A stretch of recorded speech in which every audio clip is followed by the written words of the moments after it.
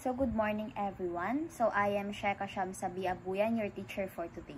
So today we are going to talk about the particle nature of a matter. So we have two things that we need to consider with this topic, the mass and the volume. So let's first have these learning objectives.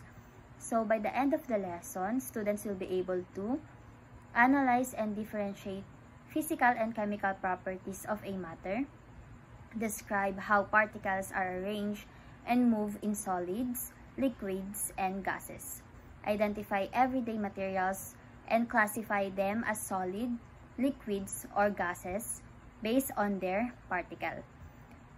Last is create a simple 3D model using available materials to represent particles in each state of matter.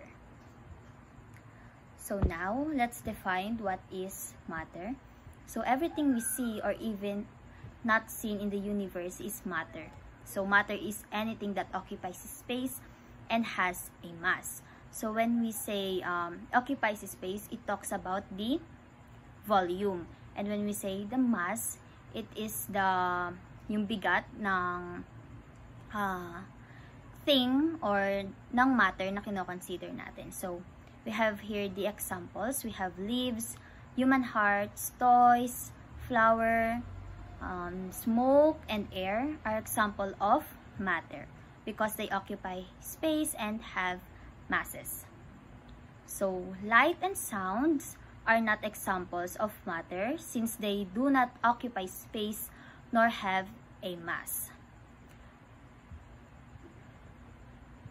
Matter is made of any particles. So these particles are arranged depending on their state. So later on makikita natin kung ano ba yung mga states of liquid, solid, and gases. So the arrangement of particles of each state gives matter its own unique properties.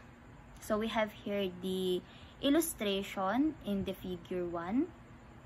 So we have here the solid, liquid, and gases. So here in solid, we can explain it in their physical appearance that it is compact.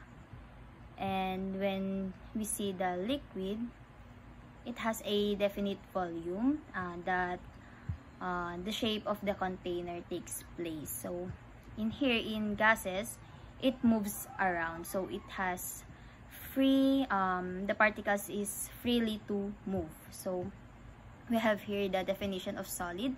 It has a definite shape and volume because its particles are closely packed together in a fixed position. So the example of it is stone, like that. So we have here the liquid. It has a definite volume and takes place the shape of the container. Like for example, if we pour a water into the glass, it takes the volume takes the shape of the container. So liquid flows easily because its particles have enough space and have less attractive force. The spaces in the particles allow particles to be compressed a little bit. So we have here the gas. It takes the volume and shape of the container. Gas particles are far from each other. That is why they have the weak attractive force and can flow easily. They occupy the entire space available.